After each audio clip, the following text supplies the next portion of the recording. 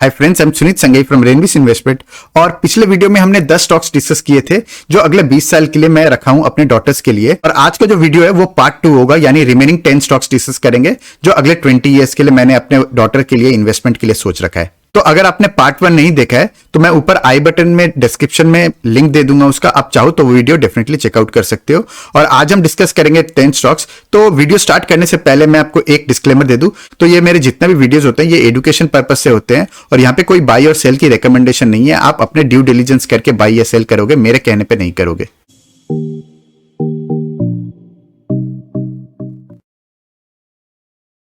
अगली कंपनी की बात करूं तो मुथूट फाइनेंस। तो मुथूट फाइनेंस जो है बहुत ही इंटरेस्टिंग बिजनेस है, यानी ये अपने मॉर्गेज में गोल्ड रख लेता है और उसके बदले ये गोल्ड के बदले ये लोन देता है। तो यूजुअली लोन्स जो होते हैं वो वहाँ पे एनपीए बनने के बहुत ज़्यादा चांसेस रहते हैं और NPA is the main source जो आपको नुकसान देती है। और क्योंकि ये ऑलरेडी गोल्ड बैग्ड लोन्स देते हैं तो वहाँ एनपीएस होने से भी इनके लिए बहुत इजी होता है वो लोन्स को हैंडल करना, एनपीएस को हैंडल करना, और इसलिए मुथूट फाइनेंस मुझे बहुत ज़्यादा अपील भी करता है। और यहाँ पे मैं आपको थोड़े से नंबर्स दिखाऊं तो 65% ऑफ इंडियाज टोटल गोल्ड जो है रूरल एरियाज में है। और ये इंपॉर्टेंट इसलिए भी है क्योंकि इनकी रूरल पेनिट्रेशन बहुत ही स्ट्रांग है, वो आने वाले स्लाइड में भी हम देखेंगे।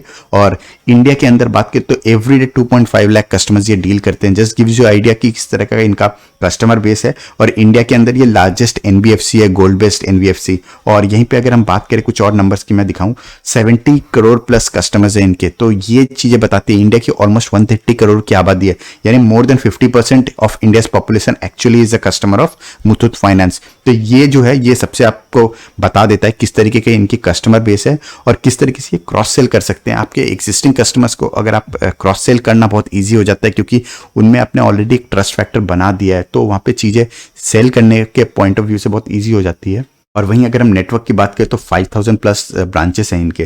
तो दिस गिव्स यू आइडिया। और इनके मेजर जो ब्रांचेस है वो रूरल एरियाज में है और इस वजह से मैंने कहा था ये जो 65% of total gold stock rural area में, दैट इज इंपॉर्टेंट।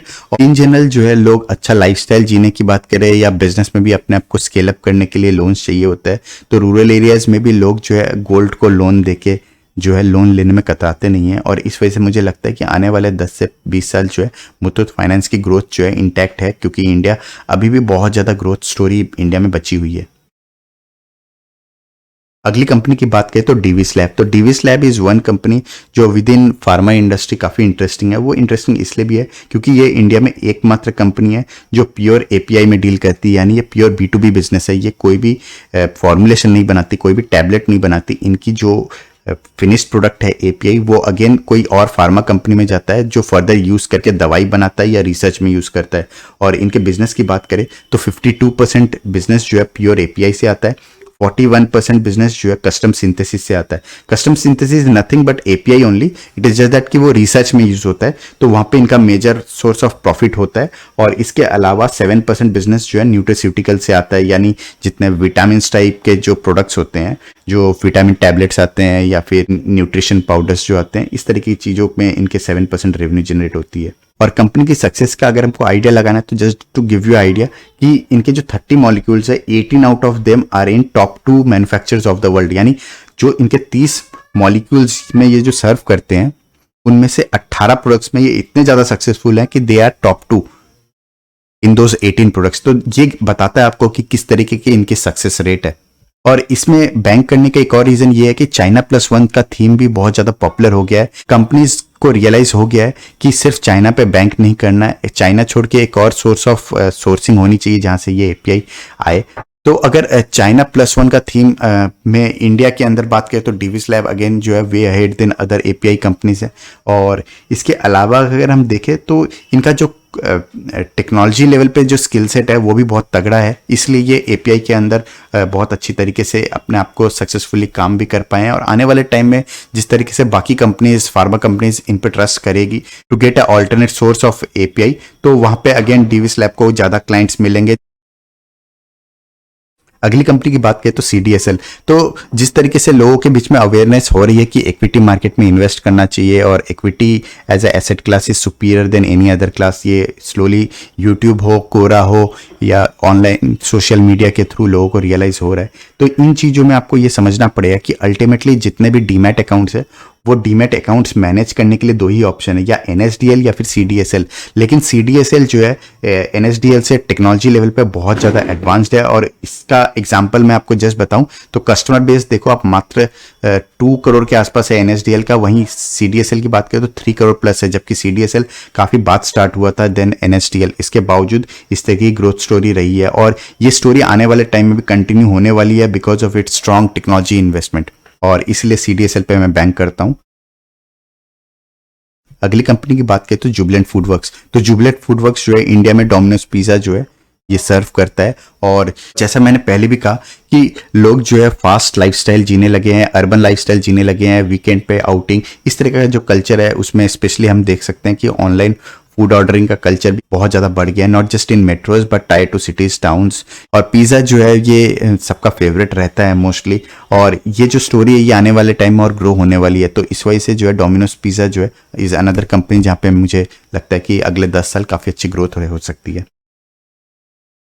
अगली कंपनी की बात करें तो विजया डायग्नोस्टिक। तो डायग्नोस्टिक के अंदर doctor Lal path lab and metropolis, ये दो कंपनीज डेफिनेटली बहुत अच्छी है। और ये दोनों के बावजूद मैंने विजया डायग्नोस्टिक इसलिए चुना है क्योंकि पर्सनली मैं हैदराबाद में ओवर 7 ईयर्स रह रहा हूँ और विजया डायग्नोस्टिक को क्लोजली मैंने ऑपरेट होते हुए देखा है। पर्सनली मुझे जितनी भी टेस्टिंग करवानी होती है अपने फैमिली के अंदर, मैं विजया डायग्नोस्टिक सेंटर पे ही जाता हूँ।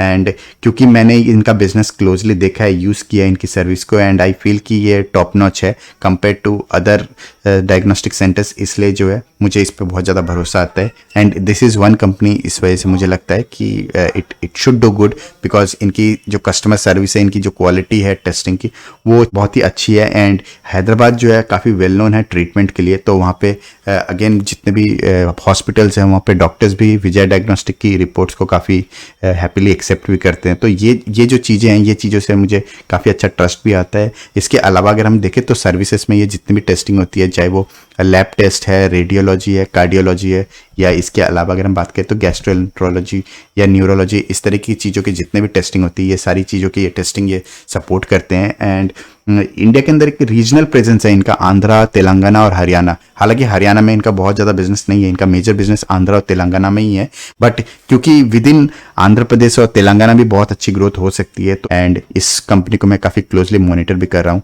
अगर आप चाहते हो कि विजय डायग्नोस्टिक पे मैं एक डिटेल्ड वीडियो बनाऊँ तो कमेंट सेक्शन में जरूर बताइएगा। अगली कंपनी की बात करें तो एसबीआई कार्ड्स। तो SBI cards again one of my favourite है। उसका प्राइमरी रीज़न ये है कि इंडिया में जो है लोग जो है अच्छी लाइफस्टाइल जीने के लिए क्रेडिट कार्ड्स यूज़ करना या एडवांस में लोन लेना पसंद करते हैं। आज के टाइम पे ये कल्चर आ गया है। ये यूजुअली यूरोप और यूएस का कल्चर रहता था, बट आज के टाइम पे ये कल्चर इंडिया में भी आ रहा है। इसके अलावा अगर हम देखें तो फाइनेंशियल नंबर्स बहुत अच्छे हैं कंपनी के। इंडिया के अंदर क्रेडिट कार्ड बिजनेस के अंदर हालांकि एसबीआई कार्ड्स के अलावा एचडीएफसी कार्ड्स भी बहुत अच्छा करती है, लेकिन क्योंकि लिस्टेड स्पेस के अंदर एकमात्र एसबीआई कार्ड्स है, तो इस वजह से जो है ये एक स्केर्सिटी डिमांड भी रहेगी जब तक कोई और कंपनी का आईपीओ नहीं आ जाता।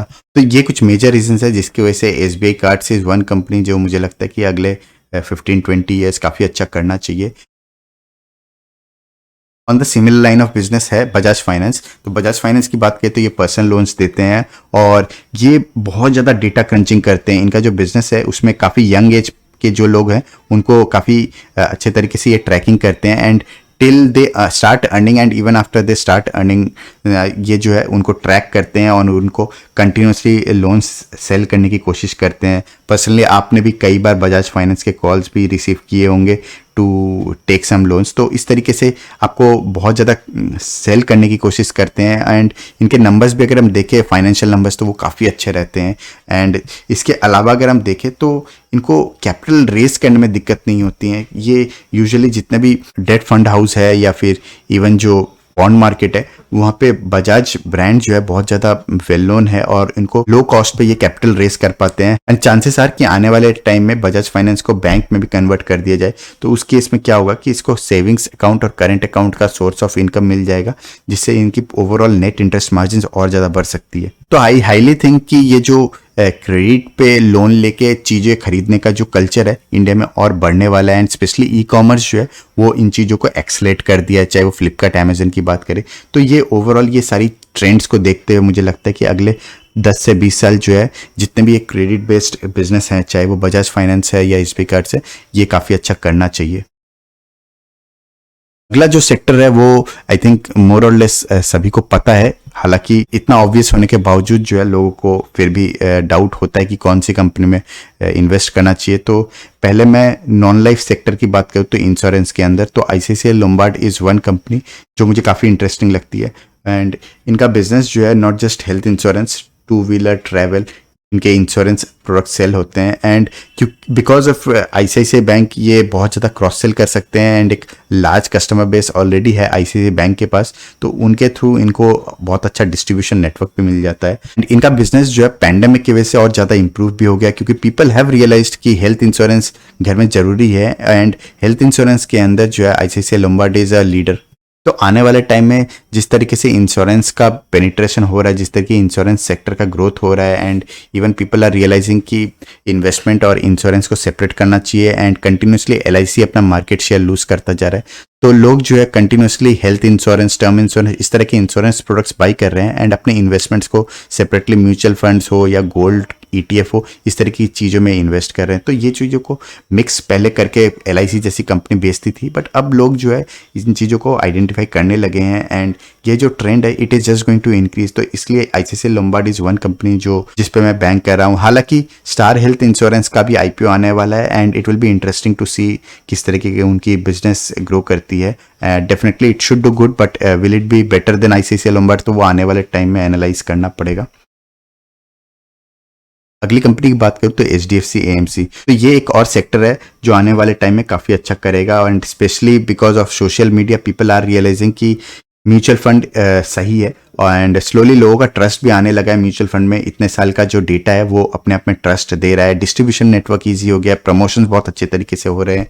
तो इस वजह से जो है म्यूचुअल फंड का बिजनेस है वो आने वाले टाइम में बहुत अच्छी तरीके से ग्रो करेगा। और with in mutual fund business के अंदर HDFC AMC is one company जो लिस्टेड स्पेस में बहुत ही अच्छी कंपनी है। एंड इसके अलावा निपॉन इंडिया और यूटीआई भी है, हालांकि उनका इतना ब्रांड रिकॉल नहीं है। इसके अलावा एसबीआई एंड एक्सिस, ये दो फंड हाउस है, उनका एएमसी जो है वो अगर लिस्ट होता है तो डेफिनेटली आई मे थिंक उन दोनों के बीच में भी चूज़ करने का। बट फिलहाल क्योंकि विद इन एएमसी बिजनेस के अंदर, एसेट मैनेजमेंट बिजनेस के अंदर एचडीएफसी, यूटीआई, निपॉन इंडिया के अंदर डेफिनेटली एचडीएफसी पर्सनली मुझे लगता है number wise and brand wise भी बहुत ज़्यादा स्ट्रांग है। इसलिए HDFC AMC currently is the company जिसमें मैं निवेश कर रहा हूं और आने वाले 15 से 20 साल इस सेक्टर पे मैं बुलिश भी हूँ। हालांकि एसबीआई, एक्सिस या मेरे एसेट जैसे फंड हाउस अगर आईपीओ लाते हैं तो हो सकता है कि आई में स्विच, तो दैट डेफिनेटली अगर वैसा आईपीओ आएगा और चीज़ें उस तरीके से लिस्ट होंगे तो definitely I will make a video as well, तो वहाँ पे हम चीज़ें फिर से रीएनालाइज करेंगे। एंड इन्वेस्टिंग के अंदर यही होता है कि आपको अगले 15 से 20 साल की ग्रोथ जहाँ पे क्लियरली दिखती है, जो कंपनी अच्छा कर सकती है उसको आप आइडेंटिफाई करके इन्वेस्ट करते हो। लेकिन आप इन्वेस्ट करके सो नहीं जाते हो, आपको एक्चुअली थोड़ा बहुत मॉनिटर करना होता है एटलीस्ट साल में एक बार, तो वो चीज़ों को हम फिर से एनालाइज करते रहेंगे। तो ये एक और कंपनी है जो मुझे लगता है कि काफ़ी अच्छा करना चाहिए। अगली कंपनी अगेन इंश्योरेंस सेक्टर से ही है, ये लाइफ इंश्योरेंस के बिजनेस के अंदर है। पहला जो हमने आईसीआईसीआई लोम्बार्ड डिस्कस किया था वो नॉन लाइफ के अंदर था, यानी हेल्थ हुआ या व्हीकल इंश्योरेंस हुआ या होम इंश्योरेंस हुआ, इस तरीके की चीज़ों का। और वहीं हम लाइफ इंश्योरेंस की बात करें तो टर्म इंश्योरेंस जैसा प्रोडक्ट है वो सेल करती है एचडीएफसी लाइफ, जो है लाइफ इंश्योरेंस के अंदर ऑपरेट करती है। इसके अलावा भी काफ़ी सारी कंपनीज है, लाइक आईसीआईसीआई प्रूडेंशियल है, इसके अलावा एलआईसी है। एलआईसी हालांकि लिस्टेड नहीं है, एसबीआई लाइफ है। ये जितनी भी कंपनीज है उसके अंदर लिस्टेड स्पेस के अंदर एचडीएफसी लाइफ जो है मुझे ओवरऑल सबसे अच्छी लगती है, क्योंकि इंश्योरेंस का बिजनेस जो है ट्रस्ट का है और ट्रस्ट का जब भी बात आता है तो वहाँ पे आपको एचडीएफसी जैसा ब्रांड जो है बहुत अच्छा ट्रस्ट देता है। अपार्ट फ्रॉम एलआईसी, एलआईसी का भी ट्रस्ट जो है बहुत अच्छा होता है लोगों का। हालांकि most of the insurance products of LIC are a combination of investment and insurance, तो इस वजह से वहाँ पे चीज़ें लोगों को अवेयर हो रही है। एक तो इंश्योरेंस सेक्टर जैसे मैंने कहा कि मैसिव शिफ्ट हो रहा है, जो लोग एलआईसी में पहले इन्वेस्ट कर रहे थे या दूसरे भी जितनी भी सरकारी इंश्योरेंस कंपनी है उससे धीरे धीरे प्राइवेट कंपनी में शिफ्ट हो रहे हैं, क्योंकि अच्छी क्वालिटी ऑफ सर्विस मिलने लगी है प्राइवेट के इंश्योरेंस कंपनी से कंपेयर टू सरकारी इंश्योरेंस से। और इसके अलावा अगर हम देखें तो नंबर्स बहुत स्ट्रांग है, चाहे वो आरओसी, आरओई की बात करें, सेल्स ग्रोथ, प्रॉफिट ग्रोथ, ये सारी चीज़ों में नंबर्स बहुत अच्छे हैं एचडीएफसी लाइफ के। इसके अलावा अगर हम देखें तो एचडीएफसी अपने आप में जो है इंडस्ट्री लीडर है, और इंडस्ट्री लीडर यूजुअली क्या होता है कि सेक्टर जिस लेवल पे ग्रो करता है, यूजुअली इंश्योरेंस सेक्टर से हम 12% के आसपास की ग्रोथ एक्सपेक्ट कर सकते हैं, 10 से 12% की। वहाँ पे एचडीएफसी लाइफ एक्सपेक्टेड है कि इससे बेटर रेट पे ग्रो करेगा इन द लॉन्गर टर्म। और वहीं एक और खास बात की बात करें तो एलआईसी जो है वो पॉलिसी बाजार पे लिस्टेड नहीं है। अब इसका इंपॉर्टेंस इसलिए है क्योंकि पॉलिसी बाजार जो है इंश्योरेंस, अगर आप कोई भी इंश्योरेंस प्रोडक्ट को बाई करना चाहते हो तो पॉलिसी बाजार बहुत ही अच्छी साइट है आपको कंपैरिजन करने के लिए कि कौन सा प्रोडक्ट आपको बाई करना चाहिए। और वहाँ पे एलआईसी कभी अपने प्रोडक्ट्स को लिस्ट नहीं करता है, क्योंकि अगर वो लिस्ट करेगा तो actually feature wise, price wise वो compete ही नहीं कर पाएगा प्राइवेट प्लेयर से, एंड पीपल विल रियलाइज कि इसके जो प्रोडक्ट्स हैं वो उतने अच्छे फीचर्स भी नहीं है और प्राइसेस भी बहुत हाई है। तो उस वजह से एलआईसी का बिजनेस जो है एक्चुअली पोल सारी खुलने लगेगी। स्लोली एलआईसी का जो बिजनेस है वो स्लोली और घटता जाएगा कंपेयर टू एचडीएफसी या जितने प्राइवेट लाइफ इंश्योरेंस कंपनीज है। एंड ऑलरेडी जो एलआईसी जो है अपना मार्केट जो है, मार्केट जिस हिसाब से ग्रो हो रहा है वहाँ पे अपना मार्केट शेयर खोती जा रही है। तो ये चीज़ें आने वाले टाइम में और ज़्यादा ट्रेंड जो है बढ़ने वाला है। तो यहाँ पे एचडीएफसी लाइफ अगले 10 से 20 साल डेफिनेटली इज वन कंपनी जो मुझे लगता है काफ़ी अच्छा कर सकती है। तो अगर आप चाहते हो कोई पर्टिकुलर टॉपिक मैं कवर करूं अपने चैनल पे तो कमेंट सेक्शन में जरूर बताइएगा। That's all, thank you. तो यहाँ पे मैं एक डिस्क्लेमर दे दूं, तो ये कोई बाई और सेल की रिकमेंडेशन नहीं है। ये बेसिकली लर्निंग पर्पज से वीडियो बनाई गई है ताकि आप ये सीख सको कि एनालिसिस किस तरीके से करना चाहिए और किस तरीके से हमें अपने इन्वेस्टमेंट्स को देखना चाहिए। और अगर आपको यूजफुल लगे तो हमारा टेलीग्राम चैनल है रेनबेस इन्वेस्टमेंट, जिसको आप सर्च करके ज्वाइन कर सकते हो। That's all for today, thank you.